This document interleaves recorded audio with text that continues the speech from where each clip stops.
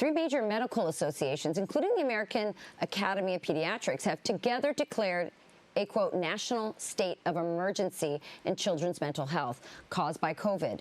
But in Chicago, the public school system canceled classes today for the fourth day in a row. And now, fed-up parents are suing the Chicago Teachers Union in an effort to get them back into their classrooms. Even Mayor Lori Lightfoot, who's been wrong on virtually everything else, is rightfully furious.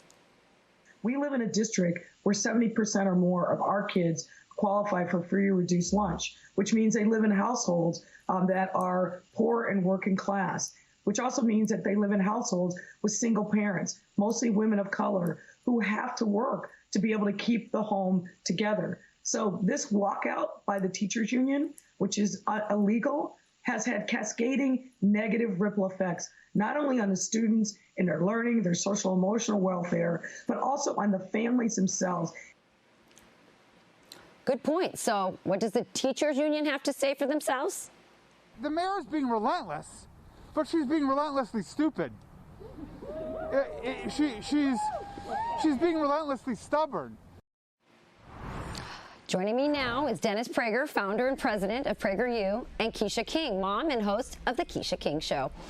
Dennis, I'm going to start with you. I'm all about opening up the schools. I think our kids need to go into classrooms and learn in person from real teachers, face to face. But I don't know if I want my kids being taught by these Marxists. Well, I just want to say at the outset, we should never say the kids their mental health has been ruined by COVID. They have been ruined by lockdowns. We have to change our vocabulary. Sweden had no lockdown for kids under 16, not one day, all of 2020, 2021, and of course this year. Not one kid died in those schools, not one teacher died as a result of those kids. These teachers are teaching the children to be afraid, to be irrationally afraid, and to live by irrationality. They are worthless. They should be fired. I am a busy man, and I'm older than these teachers. I will go into any classroom in Los Angeles where I live with no mask and hug every kid that comes to that class. Yeah, and you're so right about the language. We really do have to be careful about letting them own this language. You're right, it's the lockdowns. It's not COVID that's hurting our kids. Thank you for that. That's right. Quisha, there was $190 billion given to teachers, to schools, in order to open up our schools, and yet they are not opening many of them. And it's not just Chicago. There are many other districts across the country, in Wisconsin and many other states. So you tell me, what do they do with that money? Where is that money? Well, first I have to say that I think Dennis Prager is our newest Papa Bear, so welcome to the family. Glad to have you in the fight. We know where this money is going. The money is going to the administrations. The money is going to the school boards, and it's going to the social emotional learning. They're teaching everything but math, science, reading, language arts when they actually are in school, and when the children actually are paying attention, because we see that all of this screen time, most of it is not even geared. The children aren't even doing their homework and paying attention in the virtual learning. What they're doing is everything else but school. That's why they need to be in class.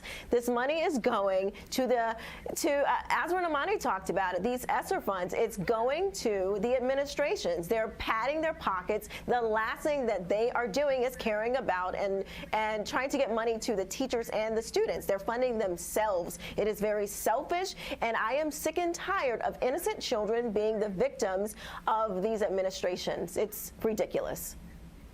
Yeah, you talk about the ESSER funds, ESSER, and that's the money that's going into your school, and parents can track that money, and they can actually go and see if their schools can be held accountable for that. Dennis, is the silver lining of this whole horrible, tragic thing that's happened to our kids that parents are waking up, that we might actually be in a moment, if the Republicans can actually do something right for once and get school choice and attach the money to the kids and not the system? Well, let me read to you. I never do this on TV, but it's too perfect.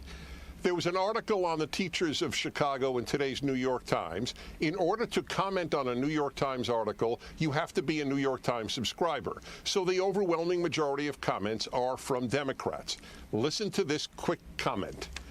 In today's Times, anyone who subscribes, as I do, can read it. I was pro-union until the summer of 2020, when I watched unions successfully block school reopening efforts across the country. I will never forget it, and I'll never be pro-union again. I've never in my life voted for a Republican, but I will now vote against anyone who is explicitly pro-teachers union, period. Does that answer your question? Perfectly.